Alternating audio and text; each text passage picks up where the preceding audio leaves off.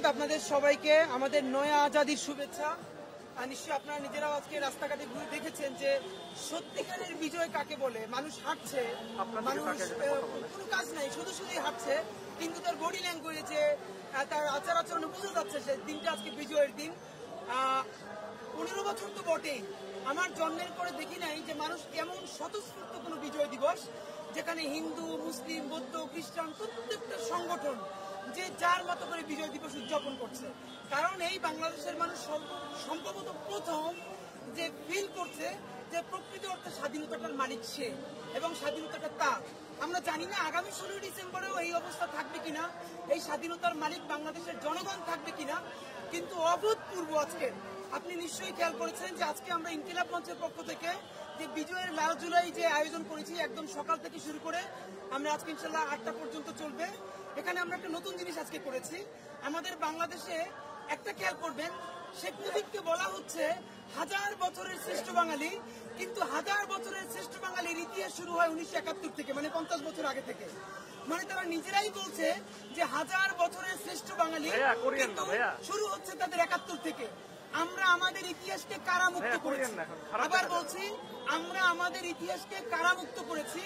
এর মানে আমাদের ইতিহাস তো অন্তত 1000 বছরের। আপনি ন্যূনতম শুরু করতে হবে আমাদের গত 200 বছরের পলাশী ট্র্যাজেডি থেকে। 190 বছর আমাদের দাদারা, পরদাদারা ব্রিটিশদের বিরুদ্ধে লড়াই করছে। লড়াই করতে করতে সিপাহী বিপ্লবে আমাদের দাদাদের, পরদাদাদের লাশ ঢাকার বিভিন্ন জায়গায় লাশ ঝুলানো ছিল গাছে। আমাদের বাহাদুর শাহ পার্কে, যেটাকে আগে ভিক্টোরিয়া পার্ক ছিল, সেখানে আমাদের পূর্বসূরীদের লাশ ঝুলিয়ে রাখা হয়েছে শুধু ব্রিটিশদের বিরুদ্ধে বিদ্রোহ করার অপরাধে। সুতরাং সেই লাশ নামতে দেওয়া হয় না যাতে মানুষের সাহস না করে। আমরা যদি সেই জিনিসটাকে অ্যাকনলেজ না করি, ইতিহাস তো নতুন একদিন থেকে শুরু হয় না। সুতরাং 190 বছর এই বাংলার মানুষ বুক চিতিয়ে লড়াই করেছে। তিতুমিরিরা, হাজী শরীয়তুল্লাহরা, মঙ্গল পান্ডে থেকে শুরু করে হাবিলদার রজব আলী থেকে শুরু করে, সেটার প্রথম বিজয় আমরা 1947 সালে পাকিস্তান কায়েম করার মধ্য দিয়ে শুরু করেছি। এবং আমাদের বাংলাদেশে গত 50 বছরে এমন একটা ইন্ডিয়ান ন্যারেটিভ তৈরি করা হয়েছে যে পাকিস্তান তৈরি আমরা করি নাই, আমরা কোনো বাংলাদেশ কায়েম করেছি। অথচ আমরা এখন বলি যে এই বাংলাদেশের জনগণের, বাংলাদেশের জনপদের এই মানুষেরা, আমাদের বাবারা, আমাদের দাদারা পৃথিবীর এমন একটা জনপদের মানুষ যারা অন্তত গত 70 বছরের মধ্যে পরপর 3টা আজাদি তৈরি করেছে।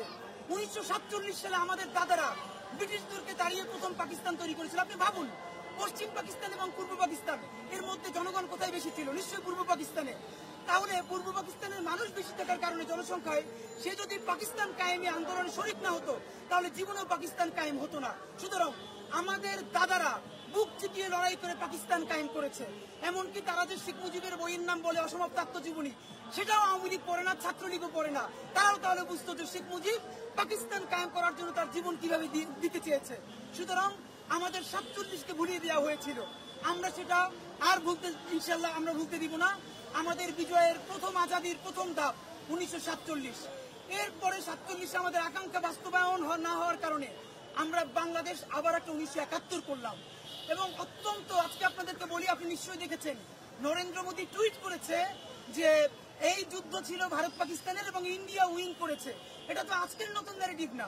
এই যে পাশের সৌরার্দি উদ্যানে 16 ডিসেম্বর যেদিন বাংলাদেশ স্বাধীন হলো বিজয় দিবসে, সেদিন পাকিস্তানের নিয়াজি কার কাছে আত্মসমর্পণ করেছিল? সেদিন তো ওসমানী ছিল না, বাংলাদেশের পক্ষে কেউ ছিল না, ইন্ডিয়ান আর্মির কাছে তারা আত্মসমর্পণ করেছে। বাংলাদেশের কাউকে জানতে দেওয়া হয় নাই সেদিন ইমেজি ওসমানী কোথায় ছিল। আমি আজকে আপনাদেরকে জানাতে চাই, ইমেজি ওসমানী সিলেট থেকে হেলিকপ্টারে রওনা করেছিলেন সৌরার্দি উদ্যানে আসার জন্য। তার হেলিকপ্টার গুলি করে ভূপাতিত করা হয়েছে, অল্পের জন্য বেঁচে গিয়েছেন। এবং সেই গুলি কারা করেছে? ওপার সীমান্ত থেকে গুলি করা হয়েছে, যাতে ইমেজি ওসমানী বাংলাদেশের পক্ষে প্রতিনিধিত্ব না করতে পারেন। এইভাবে 71-এর আমাদের 71-এর অর্জন ভারত এবং আওয়ামী লীগ কুক্ষিগত শুধু করে নাই। আপনি খেয়াল করেন, আজকে তারা বলছে এই যুদ্ধ ভারত পাকিস্তানের। তাহলে তারা কি করেছে? তারা এই যে আওয়ামী লীগ বলছে 30 লক্ষ শহীদ, আজকে দুইটা দায় ভারতের এবং আওয়ামী লীগকে বাংলাদেশের মানুষের নতুন করে প্রশ্ন করতে হবে।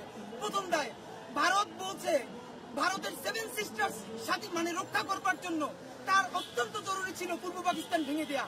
আমি আপনাদের কাছে দ্বিধাহীন কণ্ঠে বলতে চাই, 1971 সনে ভারত যদি আমাদের সাথে নাও থাকতো, 81-তে অথবা 91-তে অথবা 2001-এ নইলে 2011-তে আমরা স্বাধীন হতাম।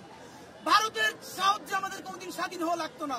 কারণ পৃথিবীতে একই ভূখণ্ডের মধ্যে এখন 3-4টা দেশ স্বাধীন হয়ে যায়। সেখানে 1000 মাইল দূরে একটা নতুন দেশ, অন্য দেশ যার সংস্কৃতি ভিন্ন, মাঝখানে শত্রু দেশ, এই দুই পাকিস্তান কোনোদিনই একসাথে থাকতো না। একমাত্র ভারতের ষড়যন্ত্রে এবং আওয়ামী লীগের নির্বুদ্ধিতার কারণে, আবার বলছি রাজনৈতিক হঠকারিতার কারণে, আওয়ামী লীগের কারণে, ভারতের কারণে আমাদের লক্ষ লক্ষ জান দিতে হয়েছে 1971 সনে। নইলে আমরা আমাদের মতো করে যুদ্ধ করে অথবা আমরা নেগোসিয়েশন করে 10 বছর পরে হোক 20 বছর পরে আমরা ঠিকই আজাদি নিয়ে আসতে পারতাম। ভারতের 7 সিস্টার্স রক্ষার জন্য পাকিস্তান ভাঙা দরকার ছিল, বাকি ভারতের সীমান্ত রক্ষার জন্য তার বাংলাদেশ তৈরি করা দরকার ছিল। সে সেটা করেছে, কে দুনিয়ার না জানে। 1971 সালের 16 ডিসেম্বরের পর যখন বাংলাদেশ স্বাধীন হলো, বাংলাদেশ থেকে ব্লাড ব্যাংকের ব্লাড পর্যন্ত ইন্ডিয়া নিয়ে গেছে। যত ট্রাক পাকিস্তান আর্মির কোটি কোটি টাকার সরঞ্জামাদি, যত অস্ত্র, একটা কিছু বাংলাদেশের কোনো জাদুঘরে নাই। কারা নিয়ে গেছে? ইন্ডিয়া নিয়ে গেছে। সর্বপ্রথম প্রতিরোধ গড়ে তুললেন major M A Jalil, sector commander. তিনি বললেন বাংলাদেশের সম্পদ ইন্ডিয়ায় যেতে দেওয়া যাবে না। এবং বাংলাদেশের তো এটাই প্রথম ট্র্যাজেডি যে প্রথম বাংলাদেশের রাজবন্দী হলেন একজন মুক্তিযুদ্ধের sector commander major M A Jalil. তাকে গ্রেপ্তার করা হলো এবং তাকে জেলের মধ্যে রেখে বাংলাদেশের সমস্ত সম্পদ যেগুলো পাকিস্তান রেখে গিয়েছিল, যেগুলো আমাদের প্রাপ্য, সেগুলো ভারত নিয়ে গেল। তখন মেজর এম এ জলিল লিখলেন অরক্ষিত স্বাধীনতায় পরাধীনতা। আপনারা জানেন আওয়ামী লীগ যখন মুক্তিযুদ্ধের জন্য তারা সবাই কলকাতায় গিয়ে মাস্তি করে, এখন আপনি দেখেন এই যে সবগুলো গিয়ে ইন্ডিয়ায় উঠছে, প্রত্যেকটা ইন্ডিয়া উঠছে বাংলাদেশে গণহত্যা করে। 71 ওরা গিয়ে ইন্ডিয়া উঠছে আর বাংলাদেশের মানুষগুলোকে নামাই দিচ্ছে। লক্ষ লক্ষ জীবন গেছে, ওরা খেলে মৌজ মাস্তি করছে। আপনাদের মাধ্যমে জানাতে চাই, তাজউদ্দিন আহমেদ নজরুল ইসলামরা গিয়ে যে চুক্তি করলেন ভারতের সাথে যে বাংলাদেশ স্বাধীন হলে তার কোনো নিজস্ব সেনাবাহিনী থাকবে না, সর্বোচ্চ একটা প্যারামিলিটারি ফোর্স থাকবে, এখানে ভারতীয় সেনাবাহিনী নিরাপত্তা দিবে, এই কথা কি বাংলাদেশের মুক্তিযোদ্ধাদের অনুমতি তারা নিয়েছিল? লক্ষ লক্ষ মানুষ, কৃষক, মজুর যারা যুদ্ধ করেছিল তাদেরকে তারা তখন প্রকাশ করেছিল? তাদের সাথে মিথ্যে কথা বলে তারা তখন গোলামির চুক্তি করেছে। তাহলে আজকে আওয়ামী লীগকে প্রশ্ন করতে হবে, তারা যে মিথ্যা চুক্তি করে বাংলাদেশের জনগণকে মিথ্যা কথা বলে তাদের জীবন নিয়ে তারা গিয়ে ভারতের সাথে গোলামির চুক্তি করেছে, সেই মুক্তিযুদ্ধের ব্যবসা সে কিভাবে এতদিন করলো? এই প্রশ্ন বিএনপিও করে নাই, জামাতও করে নাই, আজকে আমরা ছাত্র জনতা করছি। দ্বিতীয়ত, ভারত এখানে যা কিছু করেছে তার থেকে 1000 কোটি গুণ জিনিস নিয়ে গেছে। আমাদেরকে আজও শিখানো হয় কি আমাদেরকে ভারতের প্রতি কৃতজ্ঞ থাকতে হবে। কেন? সে আমাকে সহযোগিতা করেছে স্বাধীন হতে। নতুন দিন এসেছে, আমরা বলছি ভারত প্রতিদিন বাংলাদেশের কাছে সকাল সন্ধ্যা মিনিমাম 2 বার বাংলাদেশকে সিজদা দিবে। কারণ তাদের তো সিজদা দিতে আপত্তি নেই, কারণ তাদের শিরিকেরও কোনো ব্যাপার নাই। বাংলাদেশ যদি 1971 সনে ভারতকে সাহায্য না করতো তাহলে আজকে 7 সিস্টার্সে 7টা নতুন দেশ হয়ে যেত। বাংলাদেশ যদি 1971 সালে নিজের জীবন না দিত তাহলে তার সীমান্ত আজকে অরক্ষিতই শুধু হতো না। আপনি ভাবেন, ভারতের এক পাশে চীন পারমাণবিক রাষ্ট্র আর এক পাশে পশ্চিম পাকিস্তান পারমাণবিক রাষ্ট্র। আজকে যদি পূর্ব পাকিস্তানও থাকতো আর একটা পারমাণবিক রাষ্ট্র থাকতো, ভারত নিঃশ্বাস ফেলতো কোথায়? তার তো নিঃশ্বাস ফেলার জায়গা নাই। আমরা তার সীমান্ত সিকিউর করে দিয়েছি, আমরা 7 সিস্টার্সকে সিকিউর করে দিয়েছি। সুতরাং ভারত প্রতিদিন বাংলাদেশকে সকাল সন্ধ্যা সিজদা করবে যে আমরা তাকে নিরাপত্তা দিয়েছি, সে আমাকে নিরাপত্তা দেয় নাই। সুতরাং ভারতের এই বয়ান আমরা ভেঙে দিচ্ছি। ইনশাল্লাহ নতুন জাতি নতুন করে জানবে। আওয়ামী লীগকে আমরা বলছি তারা শুধু বাংলাদেশের মানুষের জীবন ব্যবহার করে তারা মুক্তিযুদ্ধ দখল করেছে। আমরা আজকে একটা নতুন কাজ করেছি, আপনি অবশ্যই আমাদের ছবিগুলো ঘুরে দেখেছেন। আমাদের 1947 সাল থেকে শুরু করেছে, জিন্না থেকে শুরু করে আবু সাইদ। জিন্না নাম বলে বাংলাদেশের ইজ্জত যায়। 1947 সালে পাকিস্তান কায়েম যিনি করেছেন মোহাম্মদ আলী জিন্নাকে আমরা শ্রদ্ধার সাথে স্মরণ করছি। তিনি যেটা যেটা খারাপ করেছেন তার প্রতিবাদ করছি, আর পাকিস্তান কায়েমের জন্য তার অবদানকে আমরা স্বীকার করছি। মাওলানা ভাসানী বলেছেন আমরা পিন্ডির জিঞ্জির ছিন্ন করেছি, দিল্লির গোলামি করার জন্য নয়। সেই মাওলানা ভাসানীর বক্তৃতাকেই আমরা আজকে আবার নতুন করে পোট্রে করেছি। সুতরাং 47 প্রথম আজাদি বাস্তবায়ন হয় নাই, 71 দ্বিতীয় আজাদি আমরা ইনসাফের রাষ্ট্র বানাতে পারি নাই এবং আওয়ামী লীগ এবং ভারত দখল করে নিয়েছে। তারই প্রতিফলনে 2024 হয়েছে এবং এই 24 আন্দোলনের একক কোনো নেতৃত্ব নাই, কোনো দল দখল করার সুযোগ নাই। এই 24 আন্দোলন করেছে বাংলাদেশের আপামর ছাত্র জনতা, প্রত্যেকেই আন্দোলনের কর্মী, প্রত্যেকেই আন্দোলনের নেতা। সুতরাং আমাদের দাবি, আমাদের আজাদির প্রথম পর্ব 47, দ্বিতীয় পর্ব 1971 এবং আজাদির ইনশাল্লাহ তৃতীয় পর্ব আমাদের জুলাই 2024। এই 24-এ আমরা ইনসাফের রাষ্ট্র বানাবো।